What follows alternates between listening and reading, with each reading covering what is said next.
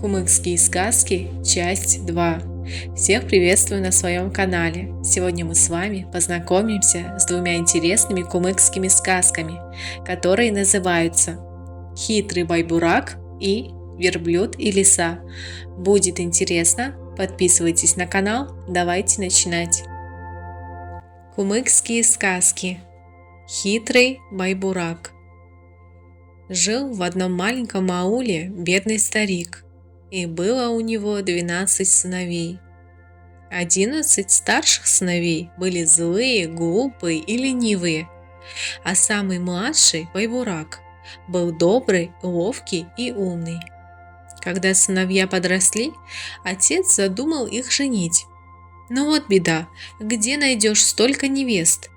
И пришлось старику на склоне лет бродить по свету, искать невест для своих сыновей. Приготовился он в дальний путь. Сшил себе сапоги без верхов и бешмет без рукавов. Взял на дорогу чурек, хлеб да баранью ногу и пошел странствовать.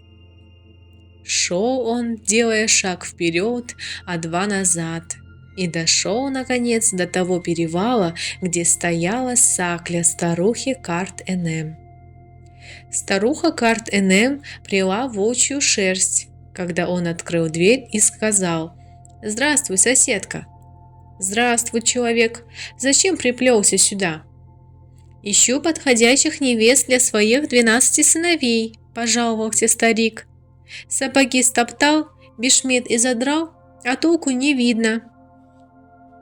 «Очень хорошо. Женим-ка мы твоих молодцов на моих дочерях», – сказала старуха Карт-Энем. «У меня их как раз 12. Старик обрадовался. Пошел он домой и велел сыновьям ехать за невестами. Быстро собрались братья и поехали к старухе Карт-Энем. Старуха их накормила, напоила и уложила спать под волшебное одеяло, которым можно было укрыть 3000 человек. В полночь младший брат байбурака разбудил старших. «Не спите», — сказал он. Сам он, оказывается, не спал и слышал, как старуха Карт-Энем тащила в тишине свой огромный нож. С отточенным ножом подошла старуха Карт-Энем к 12 братьям и спросила: «Кто здесь спит? Кто не спит?» «Я не сплю», — откликнулся байбурак.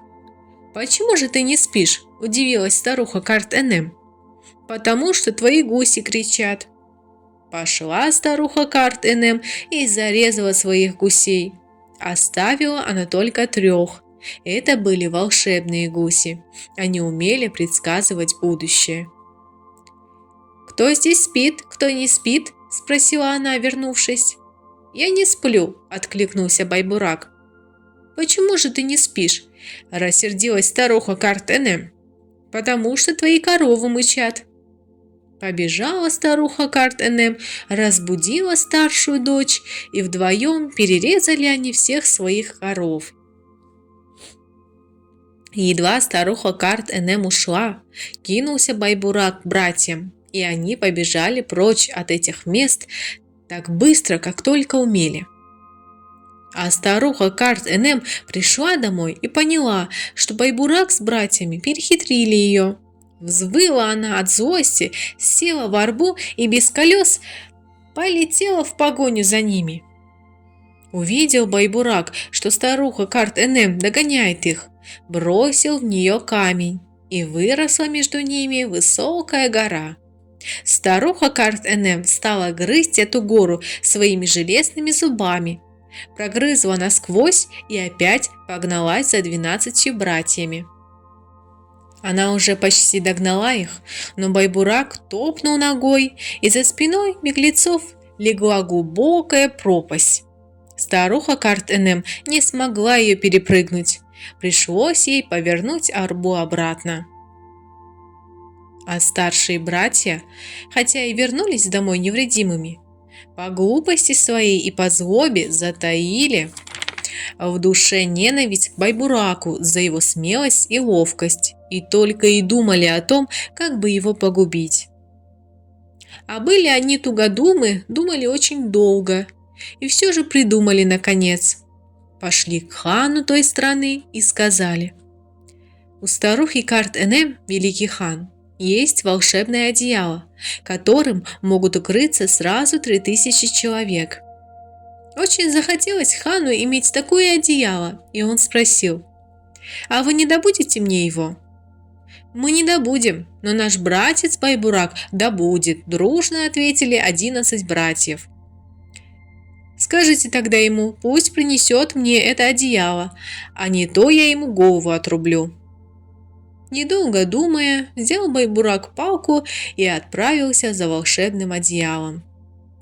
Пришел он к старухе Карт-Энем, забрался на крышу сакли и продолбил в ней дыру как раз над постелью хозяйки.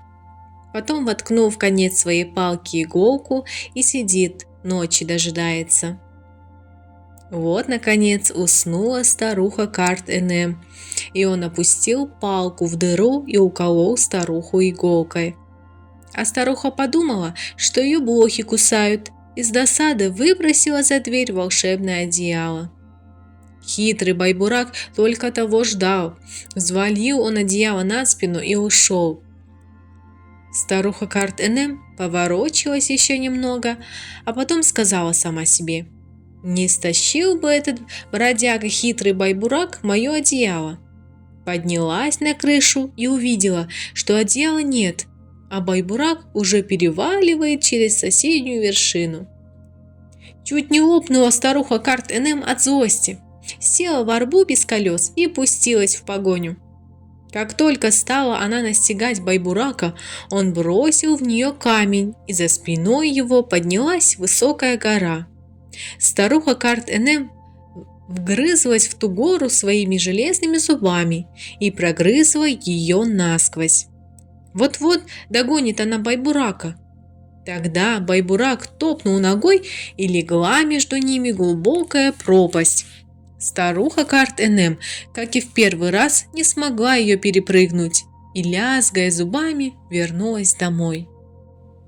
А Байбурак отнес одеяло хану и получил в награду золотой червонец.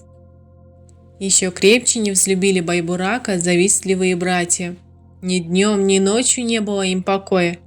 Наконец придумали они, как его погубить. Пошли все 11 братьев к хану и сказали: «У старухи Карт-Энем, о великий хан, есть волшебные гуси. Они умеют предсказывать будущее». «Эх, да был бы мне кто-нибудь хоть одного такого гуся!» – воскликнул хан. «Наш Байбурак это может», – ответили братья в один голос. Хан призвал к себе Байбурака и спросил его: «Да будешь ли ты мне волшебного гуся?»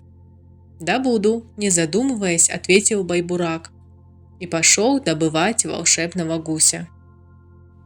Мало ли он шел, много ли, но пришел к старухе Карт-Энем и спрятался за дверью. «Поди-ка, принеси мне гуся», – сказала как раз в это время старуха Карт-Энем своей дочери. «Погадаю я, где теперь этот хитрый негодяй Байбурак?» Дочь принесла гуся, и старуха Карт-Энем спросила его: «Скажи, где сейчас Байбурак?» «У тебя в доме за дверью спрятался», – ответил гусь. Рассердилась старуха Карт-Энем и оторвала гусю голову, а дочери велела принести второго гуся. Принесла дочь второго гуся. «Скажи, где сейчас Байбурак?» – спросила старуха Карт-Энем. «У тебя в доме спрятался за дверью», – ответил и этот гусь. Тогда и второму гусю оторвала она голову и послала дочь за третьим. Третий гусь, как увидел своих товарищей с оторванными головами, так и онемел от страха. Но старуха Карт-Энем дернула его за хвост, и он закричал: «За дверью, Байбурак, за дверью!» Тут только догадалась старуха Карт-Энем приоткрыть дверь. В уголке стоял Байбурак. Она схватила его и стала привязывать к столу, а сама распевала при этом: «Ну, попался ты мне наконец, и тебя я изжарю, хитрец. Одна ведь ты меня не съешь, созвала бы на обед всю свою родню, а потом бы песни пела», – посоветовал ей Байбурак. И старуха Карт-Энем побежала приглашать на обед всю свою родню. А Байбурак разорвал веревки, бросил в горячую печь старшую дочь Карт-Энем, схватил подмышку волшебного гуся и пошел домой. На этот раз старуха Карт-Энем пустилась в погоню слишком поздно. Всю родню не скоро обежишь. И Байбурак спокойно добрался до своего дома, отдохнул немного и понес хану в подарок волшебного гуся. А хан дал ему на радостях целых 2 золотых червонца. Злые братья совсем зачахли от зависти. Они пошли к хану в 3-й раз и сказали ему: «Хан, о хан, гусь и одеяло у тебя есть.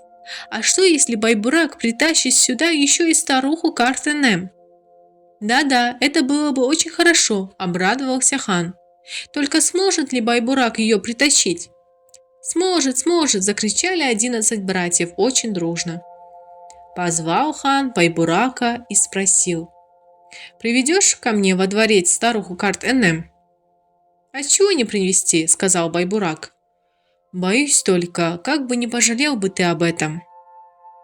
Пошел Байбурак к ханскому кузнецу и велел ему сковать сундук со 100 замками, а потом переоделся в лохмотья, прицепил седую бороду из пакли, поставил сундук на плечо и заковылял к старухе Карт-Энем. «Знаешь ли ты Байбурака?» – спросил он у старухи Карт-Энем. «Он убил у меня 12 сыновей». «Ох, ох, как не знать, много горя и мне причинил этот негодяй, хитрый Байбурак». Тут стали они слезами обливаться, утешать друг друга и обниматься. Наплакавшись, старуха Карт-Энем заметила железный сундук. «Для чего ты носишь с собой такой тяжелый сундук?» – спросила она. «Я прячусь в него летом, когда жарко, и зимой, когда холодно», – объяснил Байбурак. «Продай мне этот сундук», – попросила старуха Карт-Энем. «Продам, продам. Только ты сперва залезь в него, посмотрим, будет ли он тебе впору». Байбурак открыл сундук, и едва старуха Карт-Энем залезла в него, щелкнул крышкой и запер на 100 замков. Взвалил Байбурак сундук на плечи и понес его в город. Но у городских ворот сбросил ношу на земь. Явился к хану налегке и сказал ему: «Надоело мне бегать по твоим делам, и награды мне никакой не надо. Вот тебе ключи от сундука. Иди и тащи эту глупую старуху сам, если она тебе понадобилась». Отдал ключи и забрался на высокую башню. А перед дверью той башни была вырыта глубокая яма. Прибежал хан за сундуком и только открыл последний 100-й замок, старуха Карт-Энем выпрыгнула из сундука и проглотила хана живьем. Потом поглядела Карт-Энем по сторонам и увидела Байбурака на высокой башне. Бросилась она к нему, да второпях споткнулась и упала в яму. А Байбурак зажил с тех пор спокойно и жил, правду вам сказать, неплохо. Я сам у него в гостях был, брагу пил, халвой закусывал. Верблюд и лиса. Работяга-верблюд с утра до ночи трудился на своем поле. Лег он однажды отдохнуть на травке. Только задремал верблюд, прибежала лиса. Увидела она, что зреет на поле у верблюда богатый урожай, и решила им завладеть. «Верблюд, эй, как ты смел развлечься на моей земле?» Сердито закричала она. Верблюд проснулся. «Ты что ж, землю носила сюда на своей спине?» – спросил он. «Дурак!» – крикнула лиса еще громче. «Эту землю я получила в наследство от моего отца, а отец мой получил от деда моего, а дед мой от прадеда моего. Вот, а не веришь? Устроим суд, я позову свидетелей». «Что ж», – ответил спокойно верблюд, – «суд так суд, зови своих свидетелей». Сбегала лиса в лес и привела с собой разбойника-волка. «Скажи, волк», – спросила она, виляя хвостом, – «чья это земля, на которой разлегся бессовестный верблюд?» «Твоя», – прорычал волк. «Вот видишь, горбатый бездельник», – обрадовалась лиса. «Сам волк подтвердил, что это моя земля». Убирайся-ка поскорее отсюда. Поднялся не спеша верблюд и говорит волку. Знаешь что, свидетель? Хоть я и бездельник, зато у меня под языком есть очень сладкое мясо. Я дарю его тебе. На, кушай. И верблюд широко разинул рот. А жадный волк, не задумываясь, сунул в рот ему свою голову. Тогда верблюд стиснул зубы, да так крепко, что у волка голова треснула. «Вот как я поступаю с дармоедами и обманщиками», — сказал верблюд лисе. «О, почтенный верблюд, пожалуйста, не гляди на меня так грозно», — закричала лиса, пятясь от страха в кусты. «Я дарю тебе всю эту землю». «Не надо, милая лиса», — ответил верблюд с усмешкой. «Земля-то ведь и так моя». Подписывайтесь на мой канал. Тут вы можете найти интересные сказки, стихотворения, песенки, рассказы, загадки, потешки для детей и многое-многое другое. До новых встреч!